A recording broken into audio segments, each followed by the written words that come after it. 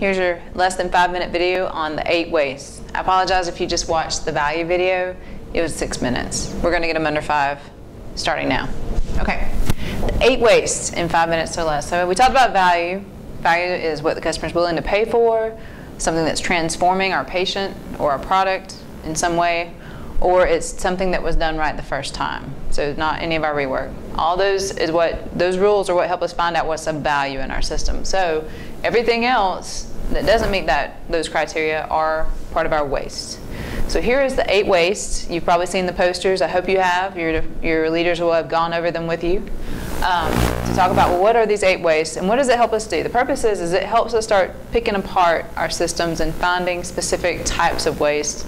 Helps us to start seeing it in our system. So let's start with the first one. And by the way, this spells downtime. If y'all didn't see this already, this is pretty clever, right? So downtime, that's our acronym to try to remember this. So the first waste is our defects or rework. Okay, so defects, what are the biggies? Wrong site surgeries, wrong medication or dose, all the big things that you don't want to see in the news. That's big defects. What are some other defects? We have forms that are not completely filled out. We're having to go re-ask information, find out what that dosage was because we didn't get it down the first time with the med rec. That's an example of a defect or rework. All right, second one, overproduction. Doing more than is needed by the next step or by the customer. So when you think of overproduction, think about who is supplying you, and do you ever see more of something than you needed, than you can handle right now. So one department may do their piece, but then they hand it off to the next department. Well, the next department's not ready for it, it's going to wait. That's the push system. That's what this is all about, is overproduction, doing more than what's needed at that time. It could be also doing some extra things. We'll get into extra processing. Don't want to confuse that. Okay, so doing more than what you need, pushing that work down even when they're not ready. Waiting. Does it need an explanation? We wait, patients wait. The real question is, when you're waiting, think to yourself, why am I waiting? Is there something that is one of these other wastes present? Because usually it is to cause that waiting. So start breaking those things down, and when you are waiting, let that be a big light bulb over your head to say, okay, oh, I need to think about this. Is there some opportunity to chip away at why I'm waiting and to work on that? Not utilizing people, that's the N. That means we're not fully engaging, not really using all the skills, the time, the abilities that our people have. We're not here in the industrial age, the revolution. People were hired and they were just told, do what I tell you to do, don't think too much. Turn that screw, put the wheel on, send it down the line. This has led to what probably the biggest waste is we're not really fully engaging, utilizing all of our abilities that exist within our workforce. So our people are our most valuable. They have the ideas to fix things, especially if you haven't been involved in improving your process, improving your work. You're not fully utilized because you have ideas. Every single person, whoever's watching this video, you've got ideas. The real key is how do we organize that? How do we start getting our ideas out and testing and trying them and getting them into our systems? Okay, transportation. We have layout. It's what it is today, but one of our goals is always, can we reduce the movement of our patients around our system, the movement of our materials around our system, the movement of the things that we're working on. So obviously our transporters, they're a huge asset to our hospital. They probably see more of what's really going on in the patient's eyes than a lot of other roles. The nurses see a lot, but our transporters are extremely valuable.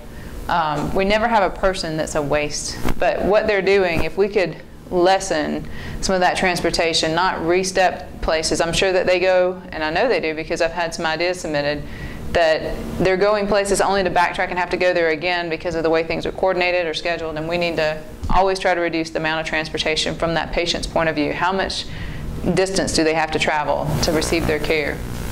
It's a good measure to follow one, measure how far do they have to go. In one hospital, they found that a 74-year-old had to walk 5.5 football fields to finish their care in the hospital.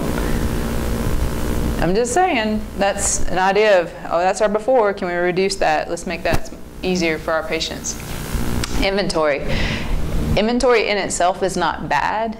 Excess inventory is bad. We don't want to keep stuff around that we don't need immediately. We want to make sure our supply systems are robust so that they can get things back to you, so you don't have to keep a lot of stuff because you're Well, we ran out of it that one time. Well, that's where we want to fix that so you don't have to keep that extra inventory, because there's a lot of bad things that can happen to inventory. There's only one good thing that can happen to it, and that's that it gets used. A lot of bad things that could get lost, out of date, damaged. I said lost. Okay, so anyways, there's a lot of things that can happen. We want to keep that low and keep it moving, to keep the freshest things that we need, only what we need. It also frees up space if we don't have to store a lot of stuff. So we want to reduce our inventories. That's always a goal. Motion. This is in your light. So what are the things I have to do my job? Am I always having to walk around and do this only to turn around and come back here? How much motion do you have in your work?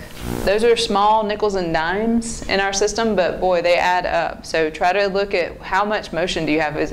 Can we move a copier closer to our station? Have we, things I'm sure you've already done in the past, just keep looking at it. I'm sure you've had ideas. Well, think about the things you're having to do and walk and where those times are coming in. Let's reduce that. Make it as easy as possible with the least amount of motion.